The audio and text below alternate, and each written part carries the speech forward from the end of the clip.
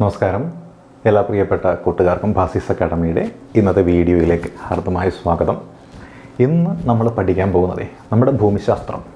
ആ ഭൂമിശാസ്ത്രത്തിൻ്റെ കുറച്ച് കാര്യങ്ങളാണ്. പ്രത്യേകിച്ച് അതിൻ്റെ തുടക്കം മുതലുള്ള കാര്യങ്ങളിലേക്കാണ് നമ്മുടെ ഇന്നത്തെ ക്ലാസ് പോകുന്നത്. കുറച്ച് കാര്യങ്ങൾ ബോർഡിലൊന്നും എഴുതിയിട്ടിട്ടുണ്ട്. എൻ്റെ കൈപ്പട വളരെ മനോഹരമായതുകൊണ്ട് തന്നെ നിങ്ങൾക്ക് വായിച്ചെടുക്കാൻ പറ്റും എന്നാണ് വിശ്വസിക്കുന്നത്. ഇനി വായിച്ചെടുക്കുവാൻ സാധിക്കുന്നില്ല എന്നുണ്ടെങ്കിൽ പറയുന്ന കാര്യങ്ങളിൽ വ്യക്തതയുണ്ട് എന്ന് വിശ്വസിക്കുന്നു. അത് ഒന്ന് കേട്ട് മനസ്സിലാക്കിയാൽ മതിയാവും. അപ്പോൾ നമ്മൾ നോക്കുന്നത് ഭൂമിശാസ്ത്രം എന്ന് പറയുന്ന ആ ഒരു വിഷയത്തെക്കുറിച്ചാണ്, അല്ലേ? ഭൂമിയെക്കുറിച്ച് പ്രതിപാദിക്കുന്ന ശാസ്ത്രശാഖ അതാണ് ഭൂമിശാസ്ത്രം, അല്ലേ? ഭൂമിശാസ്ത്രം എന്താണെന്ന് നമുക്കറിയാം. ഇതേത് ഭാഷയിൽ നിന്നും വന്നിട്ടുള്ള കാര്യങ്ങളാണെന്നാണ് ഇതിനെ നോക്കുന്നത്, അല്ലേ? ജിയോ, അതിൻ്റെ അർത്ഥം നമുക്കറിയാം. അതിൻ്റെ അർത്ഥം എന്താണ്? ഭൂമി എന്നാണ് ജിയോ എന്ന പദത്തിൻ്റെ അർത്ഥം. അപ്പോൾ ഭൂമി എന്ന അർത്ഥം വരുന്ന ജിയോ. ഗ്രാഫോസ് ഉണ്ട്. ഗ്രാഫോസ് എന്ന് വെച്ചാൽ എന്താണ്? വിവരണമാണ്. എന്തിനെക്കുറിച്ചാണെങ്കിലും നമ്മൾ എന്ത് ചെയ്യുന്നുണ്ട്? വിവരണം നൽകാറുണ്ട്. അപ്പോൾ ഗ്രാഫോസ് എന്ന് പറയുന്ന മറ്റൊരു ഗ്രീക്ക് പദമുണ്ട്. അത് രണ്ടും കൂടി ചേരുമ്പോൾ എന്തായി? ജിയോഗ്രാഫോസായി. ഭൂമിയെക്കുറിച്ചുള്ള വിവരണമായി.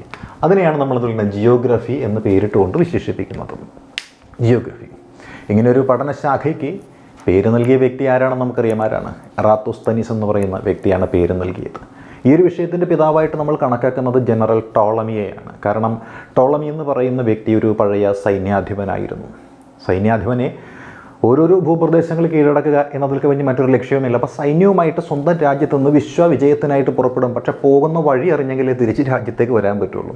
അതുകൊണ്ട് ഏതൊക്കെ രാജ്യങ്ങൾ കീഴടക്കിയാണ് മുന്നോട്ട് പോകുന്നത് അവിടെയുള്ള ഭൂമിശാസ്ത്രപരമായ സവിശേഷതകളെല്ലാം എന്ത് ചെയ്യുന്നു?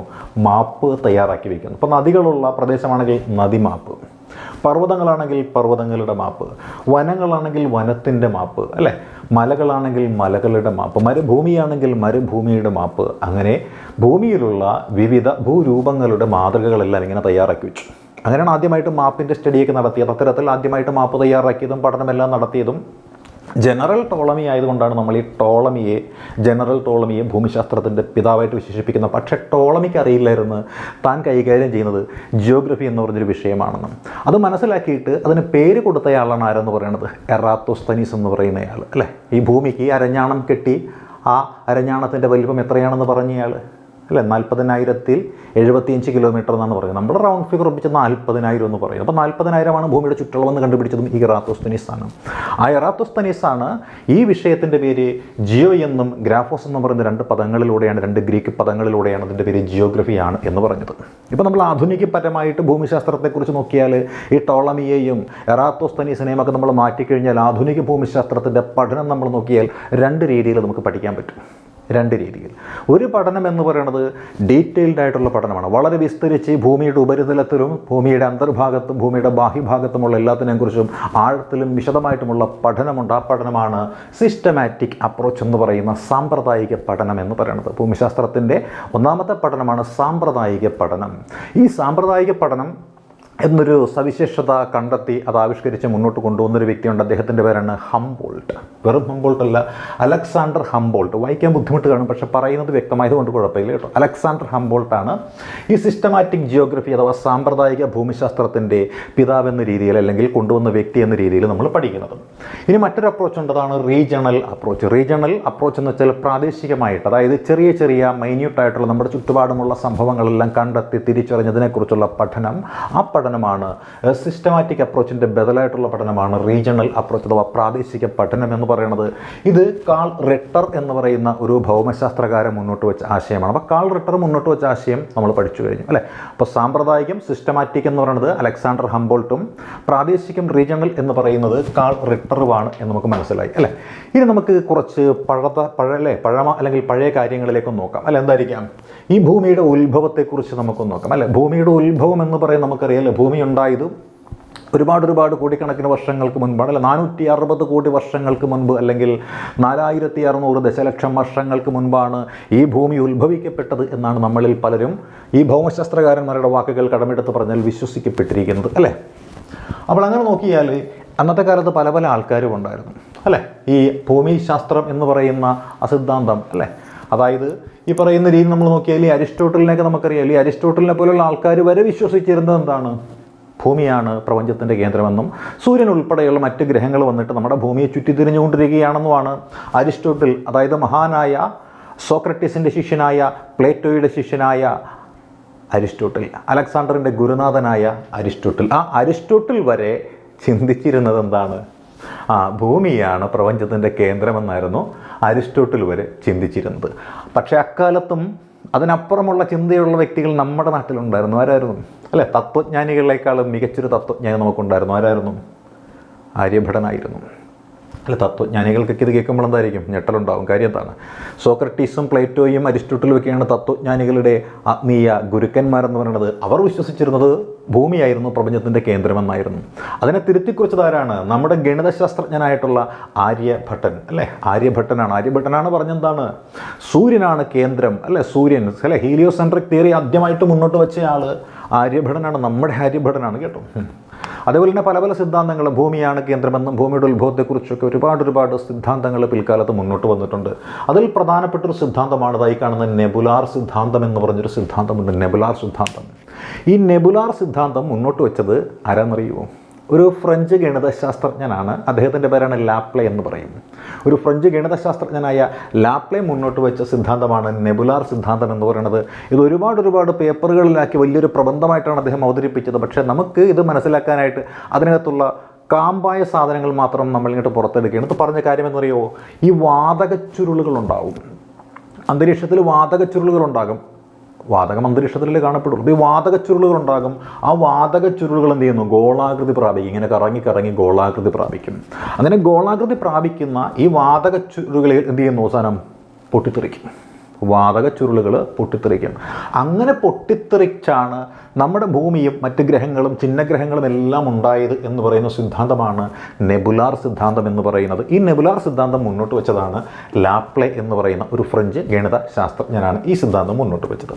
അങ്ങനെ നെബുലാർ സിദ്ധാന്തം മുന്നോട്ട് വന്നു കഴിഞ്ഞപ്പോൾ എന്തായി? മറ്റു കുറച്ച് ആളുകൾക്ക് തോന്നി, കൊള്ളാം, ഈ സിദ്ധാന്തം കൊള്ളാം, പക്ഷേ ഇതിനെ അത്രയ്ക്ക് കൃത്യത പോരാ, അപ്പോൾ കുറച്ചുകൂടി കൃത്യതയുള്ള മറ്റൊരു സിദ്ധാന്തം കൂടി വേണമെന്ന് കുറച്ച് ആൾക്കാർ ചിന്തിച്ചു. അങ്ങനെ ചിന്തിച്ച ആൾക്കാരാരാണ്? ചേംബർലൈൻ എന്ന് പറയുന്ന ഒരു ഗണിതശാസ്ത്രജ്ഞൻ, അദ്ദേഹത്തിൻ്റെ സുഹൃത്തുക്കളായിട്ടുള്ള മോൾട്ടൺ, പിന്നെയോ ഹരോൾഡ് ജഫ്രി ഉണ്ട്, ജെയിംസ് ജീൻസ് ഉണ്ട്. അപ്പോൾ James Jeans, Harold Jeffreys, Moulton, Chamberlin, Moulton, Harold Jeffreys, James Jeans എന്നിവർ ചിന്തിച്ചത് മറ്റൊരു രീതിയിലാണ്. അവരെന്നിട്ട് ആവിഷ്കരിച്ച സിദ്ധാന്തമാണ് ബൈനറി സ്റ്റാർ തിയറി എന്ന് പറയുന്നൊരു സിദ്ധാന്തം. ബൈനറി സ്റ്റാർ തിയറി എന്ന് പറയുന്ന ഒരു സിദ്ധാന്തമാണ് ഇവർ ആവിഷ്കരിച്ചത്. അവർ പറഞ്ഞ കാര്യങ്ങളെന്ന് പറയുമ്പോൾ, സൂര്യനിൽ നിന്നും പഴയ കാലത്ത് ഇങ്ങനെ വേർപെട്ട് പോയ വാതകച്ചുരുളുകളുണ്ടെന്ന് പറഞ്ഞല്ലോ, ഭാഗങ്ങളുണ്ടെന്ന് പറഞ്ഞല്ലോ. ആ വാതകച്ചുരുളുകളും ഭാഗങ്ങളും ഒരുപാട് നാളുകൾക്ക് ശേഷം ഇങ്ങനെ കണ്ടുമുട്ടുകയും കൂട്ടിമുട്ടുകയും ചെയ്തു. അങ്ങനെ കണ്ടുമുട്ടുകയും കൂട്ടിമുട്ടുകയും ചെയ്ത ഈ വാതകച്ചുരുളുകൾ എന്ന് പറയുന്നത് സൂര്യന് ചുറ്റും വലം വയ്ക്കുന്നതാണ്. ആ വലം വയ്ക്കൽ എന്ന് പറയുന്നത് അവരിപ്പോഴും കണ്ടിന്യൂ ചെയ്തുകൊണ്ടിരിക്കുകയാണ്. അങ്ങനെ സൂര്യന് ചുറ്റും വലം വെച്ചുകൊണ്ടിരുന്ന വാതകച്ചുരുളുകൾ തമ്മിൽ കണ്ടുമുട്ടുകയും കൂട്ടിമുട്ടുകയും ചെയ്തുവെന്നും അവ ഇപ്പോഴും സൂര്യന് ചുറ്റും ഇങ്ങനെ കറങ്ങിക്കൊണ്ടിരിക്കുകയാണെന്നും അങ്ങനെ കറങ്ങിക്കൊണ്ടിരിക്കുന്ന ആ വാതകച്ചുരുളുകളാണ് ഇന്ന് കാണപ്പെടുന്ന ഗ്രഹങ്ങളും ഉപഗ്രഹങ്ങളും ചിഹ്നഗ്രഹങ്ങളും ഒക്കെയായിട്ട് മാറ്റപ്പെട്ടത് എന്ന് പറയുന്ന സിദ്ധാന്തമാണ് ബൈനറി സ്റ്റാർ തിയറി എന്ന് പറയുന്ന സിദ്ധാന്തം. ഓക്കെ, അപ്പോൾ ബൈനറി സ്റ്റാർ തിയറി നമ്മളിപ്പോൾ നോക്കി. ഇനി ഇതിന് ശേഷം വീണ്ടും ഒരു സിദ്ധാന്തവുമായിട്ട് ഒരാൾ വന്നു. അദ്ദേഹമാണ് ബിഗ് ബാങ് തിയറി, മഹത്തായ പൊട്ടിത്തെറിയുടെ സിദ്ധാന്തം എന്നാണ് പറയുന്നത്. അത് ഒരുപാട് പ്രബന്ധങ്ങളും പേപ്പറുകളും ഒക്കെ ആയിട്ട് നമുക്ക് വായിച്ച് മനസ്സിലാക്കാത്ത രീതിയിലുണ്ട്. ഇതിൽ നിന്ന് നമ്മൾ മനസ്സിലാക്കിയ ഒരു കാര്യം എന്താണ്? പ്രപഞ്ചം എന്ന് പറയുന്നത് ഇങ്ങനെ പൊട്ടിത്തെറിയിലൂടെയും ഇങ്ങനെ എന്താണ് വികാസം പ്രാപിച്ചുകൊണ്ടിരിക്കുകയാണ്. ഒന്നായി നിന്ന് ഇഹ രണ്ടെന്ന് കണ്ടളവിൽ രണ്ടായി നിന്ന് ഇത് മൂന്നായിട്ട് കാണുന്നു. അങ്ങനെ ഒരുപാട് പൊട്ടിത്തെറികളിലൂടെ പ്രപഞ്ചം വികസിച്ചുകൊണ്ടിരിക്കുകയാണ്. പ്രപഞ്ചം വികസിക്കുന്നതോടൊപ്പം ഗാലക്സികൾ തമ്മിലുള്ള അകലവും എന്താണ് ഇങ്ങനെ വർദ്ധിച്ചു കൊണ്ടേയിരിക്കുകയാണെന്നാണ് പറയുന്നത്. അപ്പോൾ ഗാലക്സികൾ തമ്മിലുള്ള അകലവും വർദ്ധിക്കുന്നു, പ്രപഞ്ചവും വികസിച്ചുകൊണ്ടിരിക്കുന്നു. അതായത് ഗാലക്സികൾ തന്നെ ഇങ്ങനെ വലുതായി കൊണ്ടിരിക്കുന്നു എന്ന് പറയുന്ന ഒരു സിദ്ധാന്തമാണ് ബിഗ് ബാങ് തിയറി എന്ന് പറയുന്ന സിദ്ധാന്തം. ഈ തിയറി മുന്നോട്ട് വെച്ച വ്യക്തിയുടെ പേരറിയാവോ? അദ്ദേഹത്തിൻ്റെ പേരാണ് എഡ്വിൻ ഹബിൾ എന്ന് പറയുന്ന വ്യക്തിയുണ്ട് അല്ലേ, എഡ്വിൻ ഹബിൾ. അപ്പോൾ എഡ്വിൻ ഹബിൾ എന്ന് പറയുന്ന വ്യക്തി 1920 മുന്നോട്ട് വെച്ച സിദ്ധാന്തമാണ് ഏത് സിദ്ധാന്തം? ബിഗ് ബാങ് തിയറി എന്ന് പറയുന്ന ഒരു സിദ്ധാന്തം കേട്ടോ. ഇനി ഇതിന് ശേഷം മറ്റൊരു സിദ്ധാന്തം വന്നു. വന്നതാണ് 1948 ആ സിദ്ധാന്തം വരുന്നത്. 1948 ഫ്രെഡ് ഹോയിൽ എന്ന് പറയുന്ന ഒരു ബ്രിട്ടീഷ് ഭൗമശാസ്ത്രജ്ഞൻ അല്ലെങ്കിൽ ഒരു ഗണിതശാസ്ത്രജ്ഞൻ, അദ്ദേഹത്തിൻ്റെ പേരാണ് ഫ്രെഡ് ഹോയിൽ എന്ന് പറയും അല്ലേ. 1948 ഫ്രെഡ് ഹോയിൽ എന്ന് പറയുന്ന ഒരു ബ്രിട്ടീഷ് ഗണിതശാസ്ത്രജ്ഞൻ മുന്നോട്ട് വെച്ച സിദ്ധാന്തമാണ് സ്ഥിരസ്ഥിതി സിദ്ധാന്തം എന്ന് പറയുന്നൊരു സിദ്ധാന്തമാണ് അല്ലെ. സ്ഥിരസ്ഥിതി സിദ്ധാന്തം എന്ന് പറയുന്നൊരു സിദ്ധാന്തത്തെ ഇദ്ദേഹം മുന്നോട്ട് വെച്ചു. ഇതിൽ പറഞ്ഞ കാര്യം എന്താണ്? പ്രപഞ്ചം എപ്പോഴും ഒരേപോലെ എന്ത് ചെയ്യുന്നു? വന്നുകൊണ്ടിരിക്കുന്നു. പ്രപഞ്ചം എപ്പോഴും ഒരേപോലെ തന്നെയാണ് ഇരിക്കുന്നത്, അതിന് മാറ്റമൊന്നുമില്ല. അതേപോലെ പ്രപഞ്ചത്തിൻ്റെ വികസനം എന്ന് പറയുന്നത് അല്ലെങ്കിൽ വികാസം എന്ന് പറയുന്നത് എപ്പോഴും സംഭവിച്ചു കൊണ്ടിരിക്കുന്നു. പ്രപഞ്ചം എപ്പോഴും ഒരേപോലെ ഇരിക്കുന്നുവെന്നും പ്രപഞ്ചത്തിൻ്റെ വികസനം എപ്പോഴും സംഭവിക്കുന്നു എന്നും പറയുന്ന സിദ്ധാന്തമാണ് സ്ഥിരസ്ഥിതി സിദ്ധാന്തം. ഈ സ്ഥിരസ്ഥിതി സിദ്ധാന്തം ആവിഷ്കരിച്ച വ്യക്തി ആരെന്ന് ചോദിച്ചാൽ അദ്ദേഹം ഒരു ബ്രിട്ടീഷ് ഭൗമശാസ്ത്രജ്ഞനും ഗണിതശാസ്ത്രജ്ഞനുമായിരുന്നു. അദ്ദേഹത്തിൻ്റെ പേരായിരുന്നു ഫ്രെഡ് ഹോയിൽ എന്ന് പറയും. 1948 ഫ്രെഡ് ഹോയിൽ സ്ഥിരസ്ഥിതി സിദ്ധാന്തം എന്ന് പറയുന്ന അദ്ദേഹത്തിൻ്റെ സിദ്ധാന്തമായ പ്രപഞ്ചം എപ്പോഴും ഒരേപോലെയാണെന്നും പ്രപഞ്ചത്തിൻ്റെ വികസനം എപ്പോഴും സംഭവിച്ചു കൊണ്ടിരിക്കുന്നുവെന്നും പ്രസ്താവിക്കുന്ന സിദ്ധാന്തം അദ്ദേഹം മുന്നോട്ട് വെച്ചത്. ഈ പ്രപഞ്ചത്തിൽ നമുക്ക് കാണാൻ സാധിക്കുന്ന മറ്റു കാര്യങ്ങൾ കൂടിയുണ്ട് അല്ലേ. ഗ്രഹങ്ങളും സൂര്യനും മാത്രമല്ല, മറ്റൊരുപാട് നക്ഷത്രങ്ങളുണ്ട് അല്ലേ. നക്ഷത്രങ്ങളുണ്ട്. ഈ നക്ഷത്രങ്ങൾ എന്ന് പറയുന്നത് എന്താണ്? നമുക്കറിയാം അല്ലേ, മിന്നിത്തിളങ്ങുന്ന താരകങ്ങൾ എന്നാണ് നമ്മൾ നക്ഷത്രങ്ങൾ വിളിക്കുന്നത് അല്ലേ. നമ്മുടെ ഇടയിൽ തന്നെ കൂടുതൽ പേര് അറിയുന്ന ആൾക്കാരെ നമ്മൾ എന്താ വിളിക്കുന്നത്? സൂപ്പർ സ്റ്റാറുകൾ എന്ന് വിളിക്കാറുണ്ട് അല്ലേ. അത്തരത്തിൽ എന്താണ് നക്ഷത്രങ്ങളെന്ന് ചോദിച്ചാൽ ഇവിടെ എന്താണ്? മേഘപടലങ്ങൾ അല്ലേ. മേഘപടലങ്ങളാണ് നക്ഷത്രങ്ങളായിട്ട് മാറ്റപ്പെടുന്നത്. വാതക ചുരുളുകൾ ഗ്രഹങ്ങളായി മാറ്റപ്പെടാമെന്നുണ്ടെങ്കിൽ മേഘപടലങ്ങൾക്ക് നക്ഷത്രങ്ങളായി മാറുവാൻ സാധിക്കും അല്ലേ. അപ്പോൾ മേഘപടലങ്ങൾ സ്വന്തം ഗുരുത്വാകർഷണം വെച്ചാൽ കേന്ദ്രത്തിലേക്ക് വലിയുക എന്നാണ് അർത്ഥം. അങ്ങനെ മേഘപടലങ്ങൾ സ്വന്തം ഗുരുത്വാകർഷണത്താൽ ചുരുങ്ങുമ്പോഴാണ് നക്ഷത്രങ്ങൾ ഉണ്ടാകുന്നത് എന്നാണ് പറയപ്പെടുന്നത്. അപ്പോൾ മേഘപടലങ്ങൾ ഗുരുത്വാകർഷണത്താൽ അകത്തേക്ക് ചുരുങ്ങുമ്പോഴാണ് നക്ഷത്രങ്ങൾ ഉണ്ടാകുന്നത് എന്നാണ് പറയപ്പെടുന്നത് അല്ലേ. ഈ നെബുല ഇത്തരത്തിലുള്ളിലുണ്ടാകുന്ന അല്ലെങ്കിൽ ചുരുങ്ങുമ്പോൾ ഒരു നെബുലയാണ്. ആ നെബുലയുടെ ഉള്ളിലുള്ള വാതകങ്ങളാണ് നക്ഷത്രങ്ങളായിട്ട് മാറ്റപ്പെടുന്നത് അല്ലേ. ഒരു നെബുലയുടെ ഉള്ളിലുള്ള വാതകങ്ങൾ, ആ വാതകങ്ങളാണ് നക്ഷത്രങ്ങളായിട്ട് മാറ്റപ്പെടുന്നത് എന്നാണ് പറയുന്നത്. ഈ നക്ഷത്രങ്ങൾ എന്നുണ്ടായി എന്ന് ചോദിച്ചാൽ ആർക്കും വ്യക്തമായ ഉത്തരമില്ല. പക്ഷേ എന്നാലും പറയുന്നത് എന്താണ്? 500 മുതൽ 600 കോടി വരെയാണ് നക്ഷത്രങ്ങളുടെ പഴക്കമെന്നാണ് പറയുന്നത് അല്ലേ. 500 മുതൽ 600 കോടി വരെയാണ് നക്ഷത്രങ്ങളുടെ പഴക്കമെന്നാണ് പറയുന്നത്. ഈ നക്ഷത്രങ്ങളുടെ അല്ലേ ദൂരമൊക്കെ അളക്കാനായിട്ട് നമ്മൾ മീറ്ററും സ്കെയിലൊന്നും കൊണ്ടുപോകേണ്ട കാര്യമില്ല. അവിടെ കൃത്യമായൊരു ഏകകമുണ്ട്. അതിൻ്റെ പേരാണ് പ്രകാശവർഷം എന്നാണ് പറയുന്നത്. പ്രകാശം ഒരു വർഷം സഞ്ചരിക്കുന്ന ദൂരമാണ് പ്രകാശവർഷമെന്ന് നമുക്കറിയാം അല്ലേ. ഒരു പ്രകാശവർഷത്തിൻ്റെ കണക്ക് ഏകദേശം പറയുന്നത് 6 കോടി മൈൽ എന്നാണ് ഒരു പ്രകാശവർഷത്തെക്കുറിച്ച് പറയുന്നത്. അപ്പോൾ 6 കോടി മൈലാണ് ഒരു പ്രകാശവർഷം. പക്ഷേ ഈ പ്രകാശം ഒരു സെക്കൻഡിൽ എത്ര ദൂരം സഞ്ചരിക്കുന്നു എന്ന് ചോദിച്ചാൽ എത്രയാണ്? 3 ലക്ഷം അല്ലേ. 3 ലക്ഷം കിലോമീറ്ററാണ് പ്രകാശം ഒരു സെക്കൻഡിൽ സഞ്ചരിക്കുന്നത് എന്നാണ് പറയുന്നത്. 3 ലക്ഷം കിലോമീറ്റർ പ്രകാശം ഒരു സെക്കൻഡിൽ സഞ്ചരിക്കുന്നു എന്ന് പറയപ്പെടുന്നുണ്ട്. അപ്പോൾ നമ്മളിങ്ങനെ നോക്കിയാൽ അല്ലേ, ഇതാണ് നക്ഷത്രങ്ങളെന്ന് പറഞ്ഞു. ഗ്രഹങ്ങളെക്കുറിച്ചൊന്നുകൂടി നോക്കിയാലോ. ഗ്രഹങ്ങൾ നമ്മൾ രണ്ടാക്കി നമുക്ക് തരംതിരിക്കാൻ സാധിക്കും. അപ്പോൾ ഗ്രഹങ്ങൾ നമ്മൾ രണ്ടാക്കി തരംതിരിക്കുന്നുണ്ട്. ഒന്ന് അന്തർഗ്രഹങ്ങൾ അല്ലേ. ഒന്നാമത് അന്തർഗ്രഹങ്ങളെന്ന് പറഞ്ഞ് തരംതിരിക്കുന്നുണ്ട്. രണ്ടാമത് ബാഹ്യഗ്രഹങ്ങളെന്നും പറഞ്ഞുകൊണ്ട് തരംതിരിക്കുന്നുണ്ട്. അപ്പോൾ ഒന്നാമത് അന്തർഗ്രഹങ്ങളും രണ്ടാമത് ബാഹ്യഗ്രഹങ്ങളുമാണ് അല്ലേ. ബുധൻ, ശുക്രൻ, ഭൂമി, ചൊവ്വ. ബുധനും ശുക്രനും ഭൂമിയും ചൊവ്വയുമാണ് അന്തർഗ്രഹങ്ങൾ. ഇവയാണ് ഭൗമസാമ്യഗ്രഹങ്ങളെന്ന് പറയുന്നത് അല്ലേ. ഭൗമസാമ്യഗ്രഹങ്ങൾ അതാണ് ബുധൻ, ശുക്രൻ, ഭൂമി, ചൊവ്വ. ബുധനും ശുക്രനും ഭൂമിയും ചൊവ്വയും ഭൗമസാമ്യഗ്രഹങ്ങളാണ്. ഇവ അറിയപ്പെടുന്ന മറ്റൊരു പേരാണ് ടെറസ്ട്രിയൽ പ്ലാനറ്റ്. അപ്പോൾ ടെറസ്ട്രിയൽ പ്ലാനറ്റുകളെന്നും ഇത് അറിയപ്പെടുന്നുണ്ട്, ഭൗമസാമ്യ ഗ്രഹങ്ങളെന്നും ഇത് അറിയപ്പെടുന്നുണ്ട്. ഇവയുടെ പ്രത്യേകത എന്താണെന്നറിയാവോ? വലയങ്ങളില്ല അല്ലേ.